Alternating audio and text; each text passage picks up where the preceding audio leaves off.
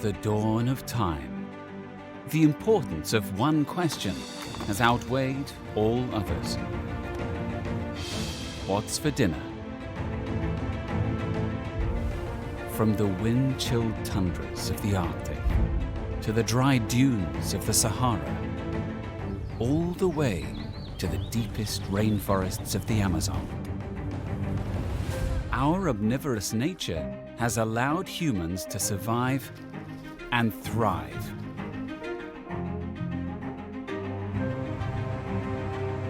But how did we go from hunting and gathering on the Serengeti to grabbing a snack from the fridge? Perhaps the answer was as elemental as the kiss of fire. Once our ancient ancestors tasted that first cooked meal, there was no going back.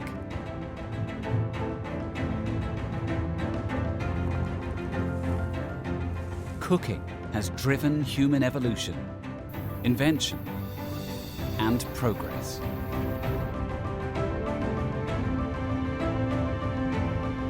In this series, we'll serve up a story 2 million years in the making of what was, is, and will be on our plates.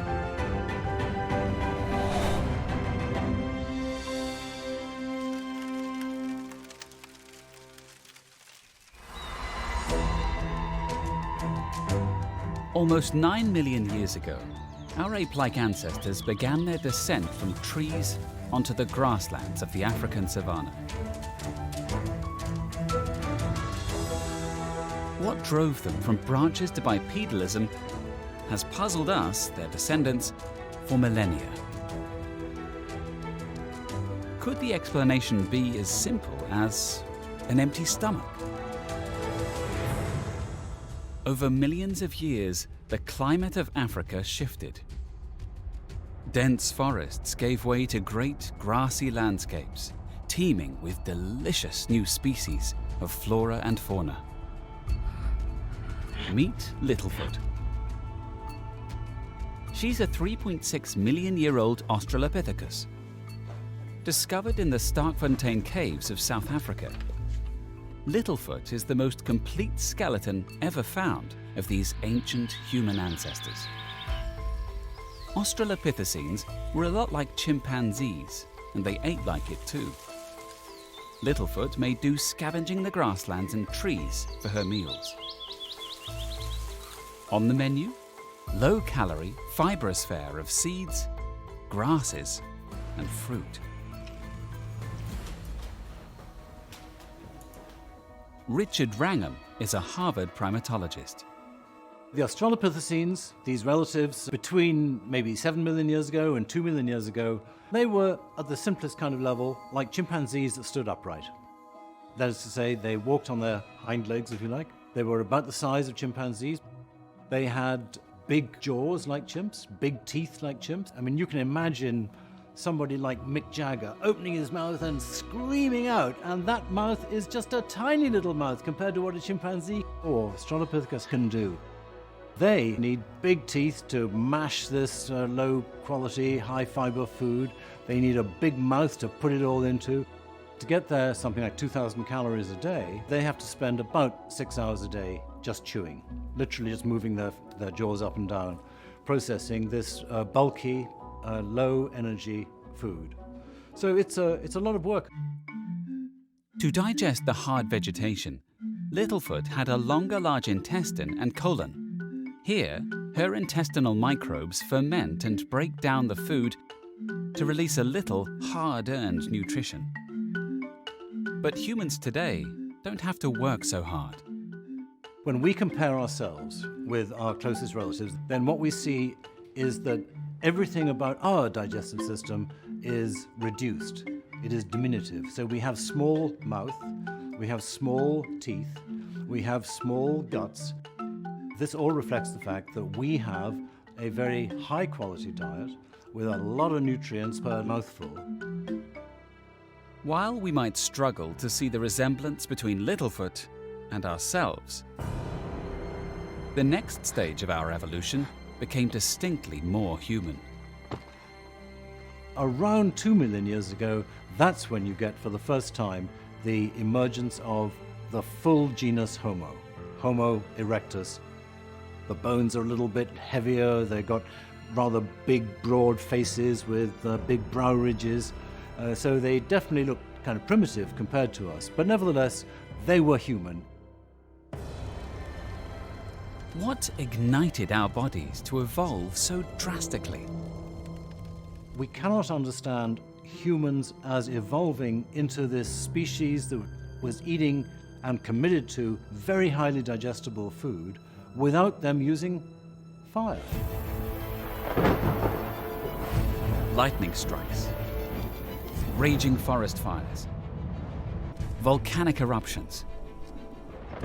These fiery forces of nature must have been terrifying for our ancient ancestors like Littlefoot. But these dangerous phenomena also yielded great bounty for daring foragers. Scavengers discovered that tough tubers and the flesh of animals tasted far better when they'd been touched by fire. Once you have fire, everything changes. So, when did we harness this power?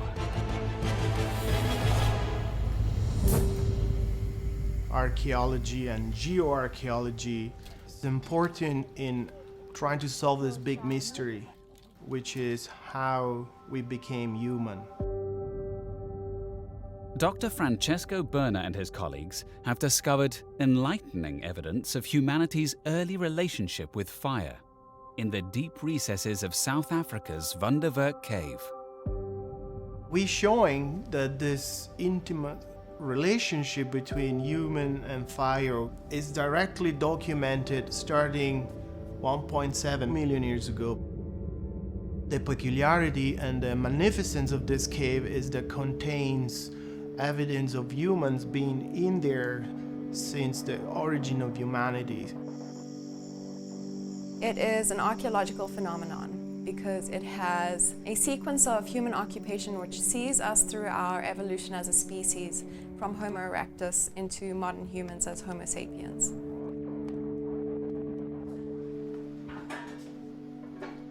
This is a block of intact sediment which we have taken from the context of 1.78 million years old and older in Wonderwerk Cave. So over here we have an intact bone from specimen X, which is discolored. Sometimes discoloration may indicate staining from the sediments which surround the bone. Other times it may indicate burning. The slides of this ancient Earth hold remnants of a hugely consequential moment in human history.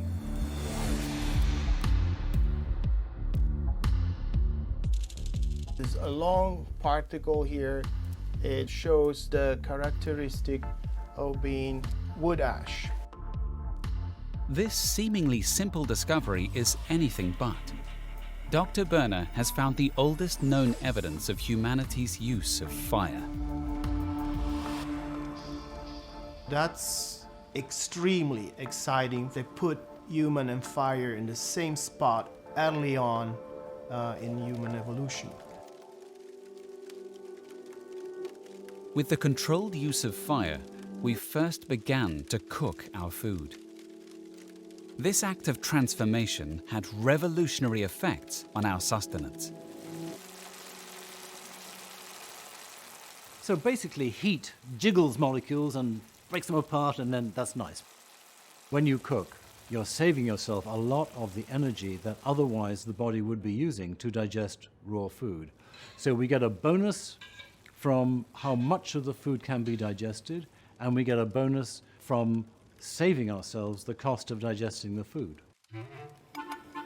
Thanks to cooking, we had a newfound surplus of energy, which went straight to our heads. We're not using that metabolic energy for our gut. What should we do with it?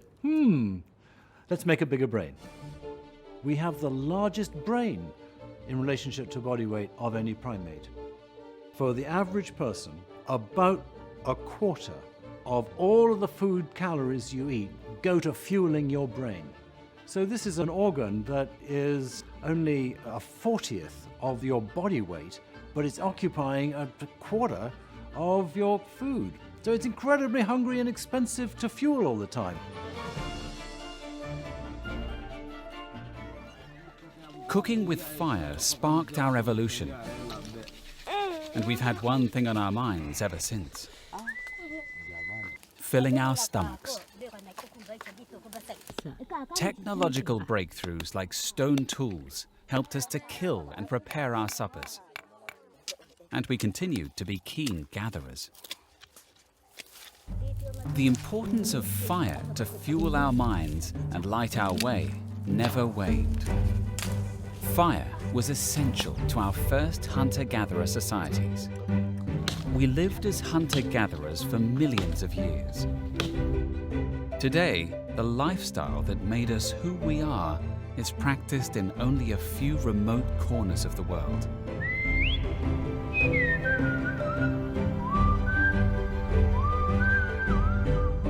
In Tanzania, near Olduvai Gorge, the cradle of humankind, lives one of the last remaining hunter-gatherer societies, the Hadzabe. Tamaduni yetu sisi ni muhimu kwa sababu kwanza ni jamii ambayo tunaishi tofauti kabisa na jamii zingine, kwa sababu sisi tunaishi kulingana na mazingira. Their lifestyle and diet gives the world an important insight into our human history. Hadzabe wanaishi kwa kutegemea maisha ya porini, ambao pia tunategemea zaidi ya ardhi. Kama mazingira hakuna, pia maisha ya Hadzabe hakuna.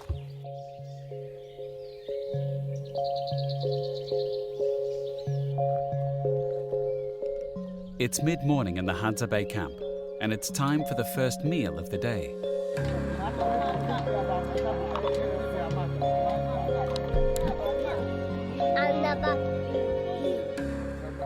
A group of men and women head out to the nearest baobab tree.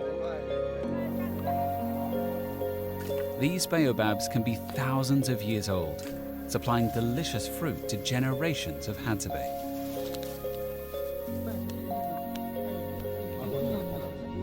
The women break down the fibrous, delicious fruits.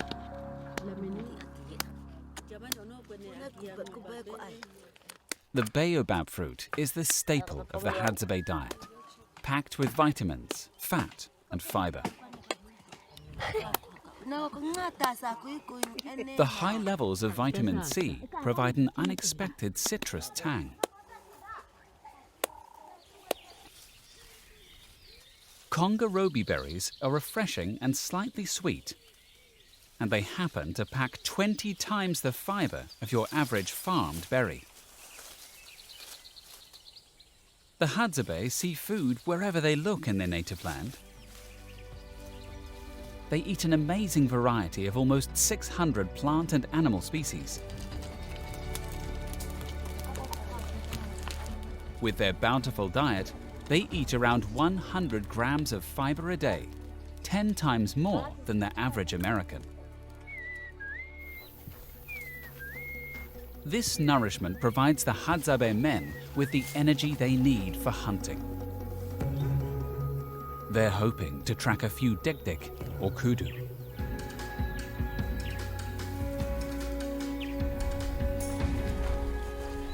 Like the hundreds of generations before him, Nyoha grew up hunting on these Hadzabe ancestral lands.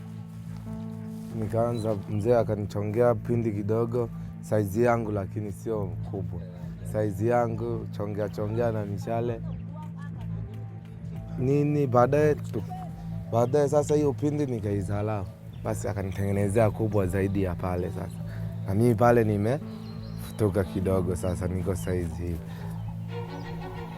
It takes years of training and incredible strength to hunt with one of these weapons. The Hadzabe must observe and study their environment.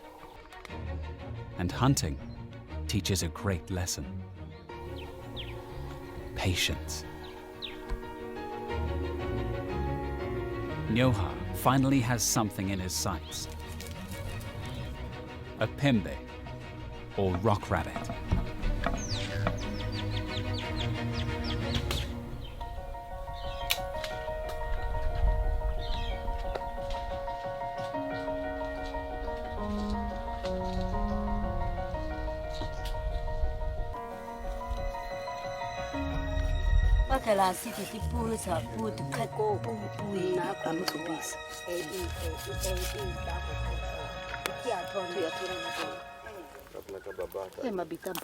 The lean meat is cooked over an open fire.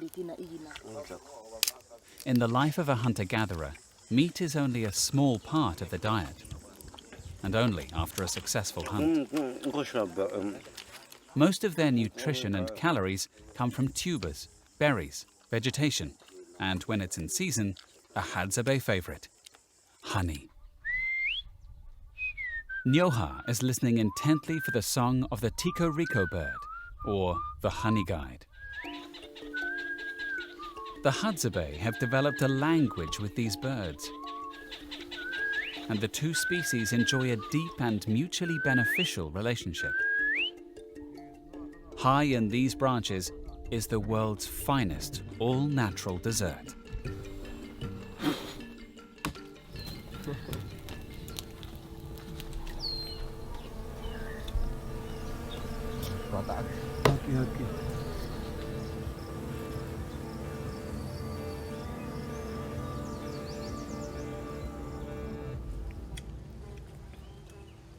This sweet snack is one of the most energy-dense foods found in nature. Full of fat, protein, and sugar. The Hadzabe diet is seasonal and deeply entwined with the environment. The lives of the Hadzabe give us a glimpse into how our ancient ancestors ate.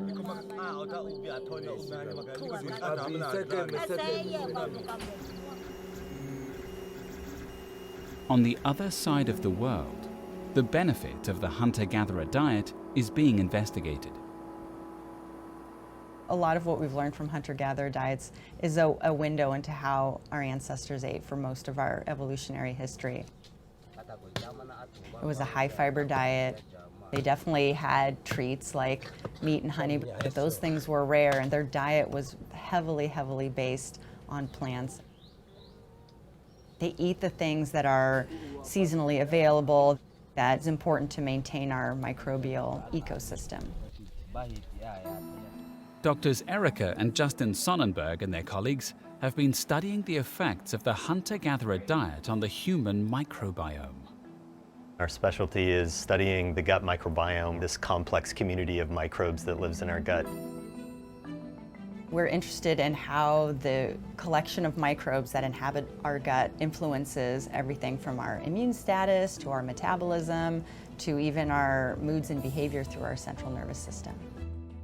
Study of the human microbiome is often concerned with the way in which this mini ecosystem can affect human health. One of the questions that our lab is interested in addressing is, what is a healthy microbiome? In traditional populations, people that live like our ancestors did hundreds of thousands of years ago, hunting and gathering for food, we see a huge increase in diversity, so many more types of species in their gut than are living in the Western gut. The Hadzabe have among the most diverse human guts on the planet, with almost double the amount of fungi and flora of those living on a Western diet. What we're realizing now is that the Western microbiome associated with industrialized societies, is probably something that deviates wildly from the community that we evolved with, and may be a community that's actually predisposing us to some of our most common and serious diseases.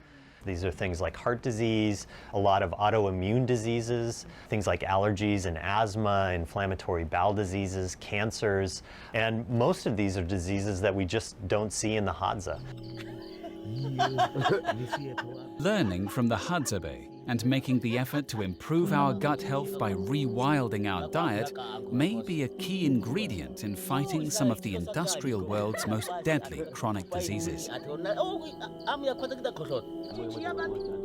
The diversity of the Hadzabe diet comes from their connection to the environment and a way of life that has endured the ages.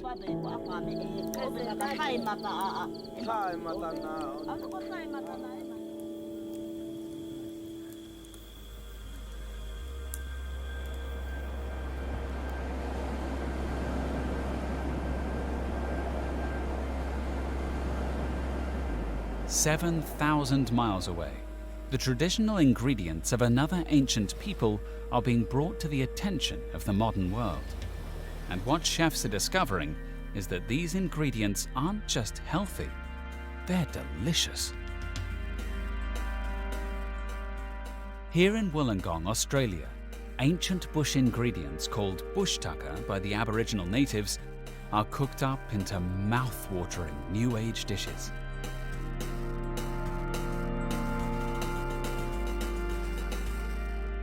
So we do Australian cuisine using local produce, but also using inspiration from our local surroundings. We use native ingredients, things like native fruits, there's some native game birds, things like wallaby, kangaroo, herbs and spices. There's some amazing, unique ingredients in Australia at the moment. One of the desserts that's on our menu is the Australian fruit tart. Most of these fruits might seem somewhat difficult to work with, but we've found ways in which we can apply them. Chefs Tom and Simon are trying to create and inspire a truly unique Australian cuisine. You can do whatever you want, which makes it really exciting, and there's no boundaries. What we're trying to push is the use of these native ingredients, acknowledging the culture, acknowledging the history, and putting it into modern dishes.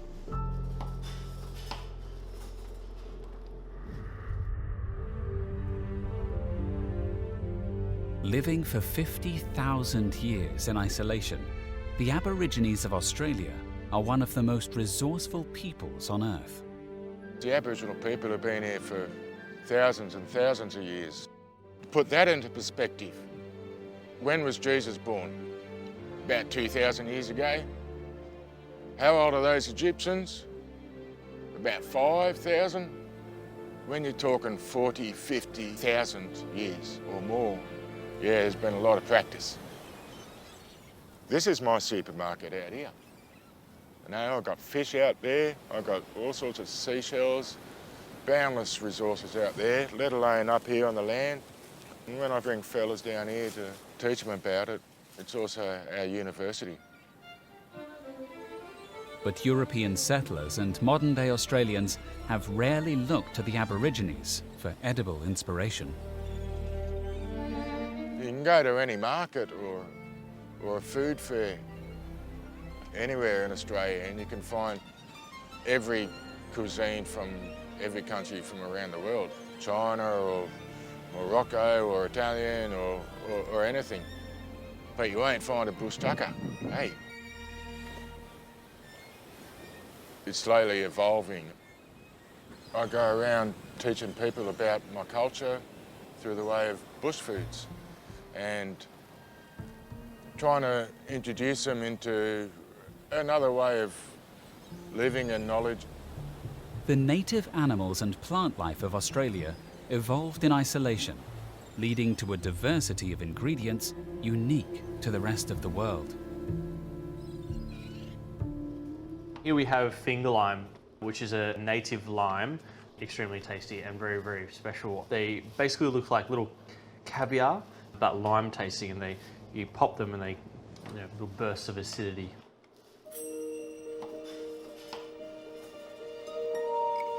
One thing about native ingredients is we need to have the understanding that it's a reflection of Australia and a reflection of our environment and our weather especially. And so you talk about Australia, it's so hot, it's so dry. If you've ever grown strawberries, you know strawberries need a lot of water to be sweet. And so our native fruits are all sour, bitter, green, because we don't have the water that it requires to be sweet fruit. If you think about emu, wallaby, kangaroo, all really lean because they don't have the ample amount of food to have those fat reserves. So we've got some braised wallaby tail. It's very much like oxtail, wallaby tail. It's quite fatty, gelatinous meat. Takes quite a lot of cooking, but really delicious once you do. There's definitely trial and error, and I think as chefs you can take an ingredient, you can taste it, you can work out flavours it's going to work with. Also from people we've done work with, Fred from Fred's Bush Tucker, a little bit of cooking with him. He sort of taught us some very traditional ways. We've taken that into the kitchen and sort of replicated that.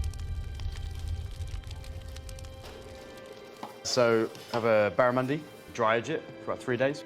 This dish is based on quite a traditional way of cooking barramundi. It's normally take a whole barramundi, wrap it in paper bark, soaked in water, layer it with lemon myrtle leaves. The smoke will come up through the lemon myrtle, flavouring the fish. Maybe you can smell it now. It fills the room. So this is the little salad that goes with the barramundi. In a coastal city, we just have access to amazing beaches, and there's so much edible plants and foods there. If you stop and look, you can find some pretty tasty stuff. Restaurants like Caveau are finding inspiration in underutilized natural food diversity to bring old flavors to modern diners.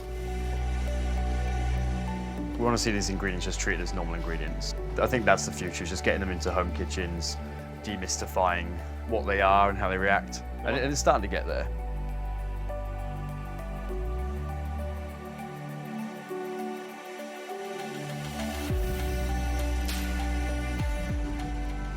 The importance of this food revival goes beyond mere tastes and flavors. Look, a lot of our elders are dying these days. If we don't do something about our Aboriginal culture now, through food, through tourism, through art, we're going to lose it. The Aboriginal people are just going to lose their knowledge. And you've got to share your knowledge to keep it, really. So that's part of my role. I feel to try and impart some of the knowledge that I have to the younger generation and the general public.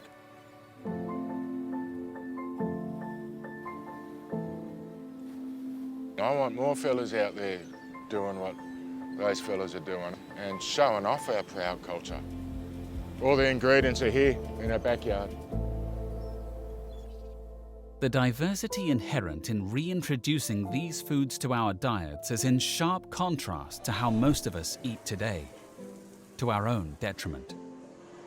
If we are to improve our health in the future, we must take some lessons from the past. No matter who you are or what you eat, cooking deserves its place as one of the great revolutionary innovations of history. I believe that humans became human when an ape learned to cook. So truly, it is impossible to imagine humans as a species without fire. Fire is what made us. Fire is the creator of the human species. We are the creatures of the flame.